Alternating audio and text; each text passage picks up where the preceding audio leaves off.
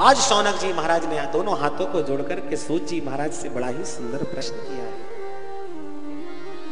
अज्ञान ध्वांत विध्वंस कोटि सूर्य समप्रभा सूताख्या हि कथा सारम मम रसायन। हाथ जोड़ के प्रश्न किया महाराज, हम लोगों का हृदय अज्ञान के घोर अंधकार से व्याप्त है, क्योंकि ये त्रिभुवन के अंधकार को दूर करने में तो भगवान सूर्य की किरणें समर्थ है महाराज। संसार में भास्कर भुवन उदय होता है और सारा अंधकार समाप्त हो जाता है, परंतु हमारी हृदयगत अंधकार को दूर करने के लिए हे सूत जी महाराज, आपके पास करोड़ों सूर्य के समान ज्ञान का प्रकाश है। यही ज्ञान की एक किरण हमारे हृदय पटल पर भी डाल दीजिए महाराज।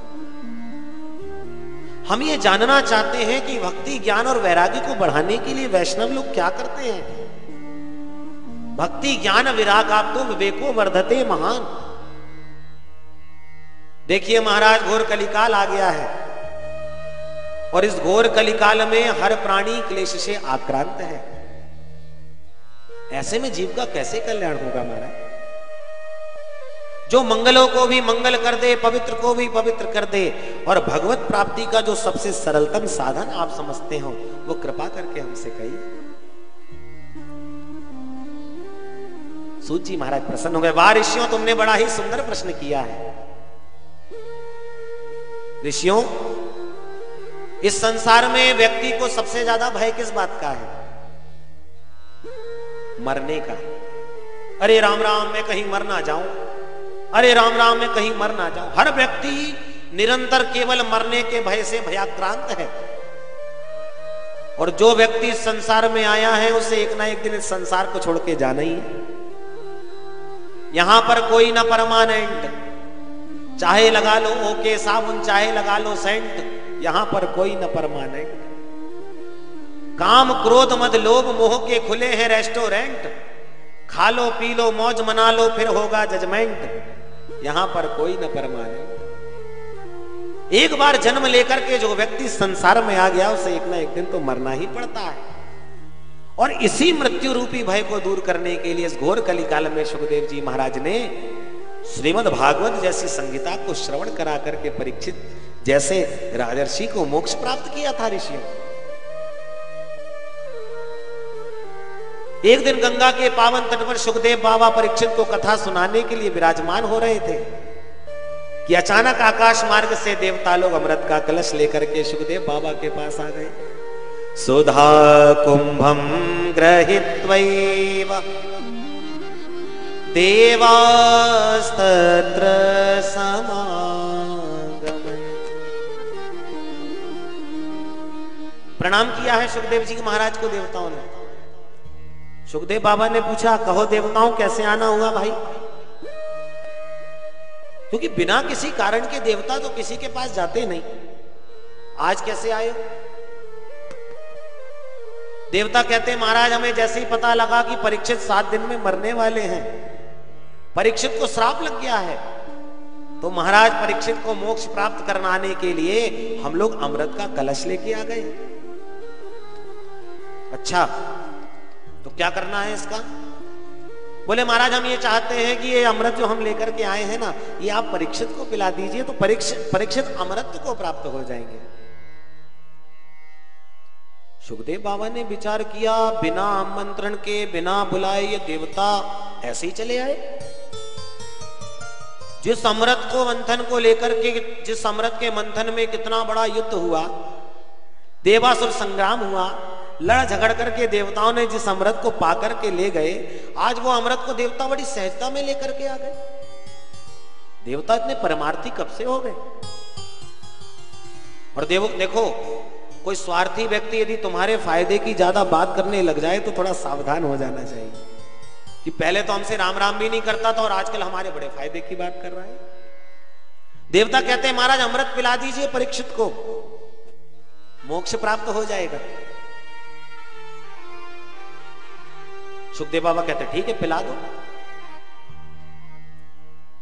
देवता कहते हैं महाराज हम तो अमृत पिला देंगे, पर हमारी एक थोड़ी सी प्रार्थना है। बोले क्या प्रार्थना है? बोलिए अमृत तो आप परीक्षित को पिला दीजिए, पर इसके बदले में जो ये भागवतामृत आप परीक्षित को पिला रहे थे, ये हम देवताओं को पिला दीजिए महाराज, विनिमय हो जाए। सुखदेव बाबा हंस करके कहने लगे, रे देवताओं तुम शुरू से ही बड़े ठगिया हो। दधीद बाबा को दंडवत करने गए सो इंद्र का वज्र बनाने के लिए उसके बदले में हड्डियां मांग लाए, और आज तुम्हें जब भागवतामृत पान करना है तो तुम देवताओं ने स्वर्ग का अमृत ला करके भागवतामृत पान करने की बात कर रहे हो। अरे कहां ये कांच का टुकड़ा तुम्हारा स्वर्ग का अमृत, और कहां ये लाखों करोड़ों की मणि मेरी भागवतामृत, मैं नहीं पिलाने वाला। अरे कोई कांच का टुकड़ा लेकर के ज्वेलर्स की दुकान में जाए और कहे भैया ये कांच के टुकड़े के बदले में हमें हजारों लाखों की मणि दे दो, तो कौन देगा भाई? क्व स्वधा क्व कथा लोके क्व कांच क्व मणिर्मा ब्रह्मरातो विचार्यैव तदा देवान् जहासः। कहां कांच का टुकड़ा और कहां लाखों करोड़ों की मणि? अरे देवताओं मैं तुम्हें नहीं देने वाला। डांट फटकार करके सुखदेव बाबा ने देवताओं को भगा दिया, पर यह भागवतामृत दिया नहीं। प्रेम से कहो श्री राधे। इसी से विचार करिए इस भागवतामृत की कितनी महिमा है। जो देवता लोग स्वर्ग का अमृत लेकर के गए कि महाराज ये अमृत परीक्षित को पिला दीजिए, और उसके बदले में भी सुखदेव जी महाराज ने भागवतामृत देवताओं को पिलाया नहीं। क्योंकि जो कथा का आनंद, जो कथा की वर्षा हमको इस घोर कलिकाल में मृत्युलोक में प्राप्त होती है, वो देवताओं के स्वर्ग और वैकुंठ में भी नहीं है। न यत्र वैकुंठ कथा सुधापगा न साधवो भागवतास्तदाश्रया। और एक बात और बताऊं आपको, देवताओं के पास जो स्वर्ग का अमृत है ना, ये बहुत सीमित है। एक कलश निकला था, उसमें से भी आधा बहुत गिर गया, थोड़ा बहुत बचा, तो बेचारे देवता लोग कंजूसी से सूंघ सूंघ करके काम चलाते हैं। और भागवतामृत में तो कंजूसी का कोई काम ही नहीं है। हरि अनंत हरि कथा अनंता, जितना सुनो जितना पियो जितना लो उतना आनंद आता। तो देवता लोग इतने स्वर्ग के अमृत को कंजूसी से थोड़ा थोड़ा करके चला रहे हैं, और पर अपने जीवन का कल्याण करने के लिए, अपने जीवन का आनंद पाने के लिए देवताओं ने आज स्वर्ग के अमृत को छोड़ करके भागवतामृत पान करने के लिए आए। क्योंकि स्वर्ग का जो अमृत है,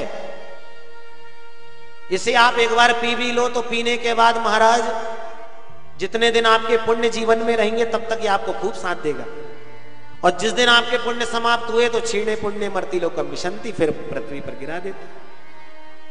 पर भागवतामृत की वो महिमा है कि एक बार जो भागवतामृत का पान करता है तो उसके जीवन के फिर सारे कल्याण, सारे कलमश ही समाप्त हो जाते हैं।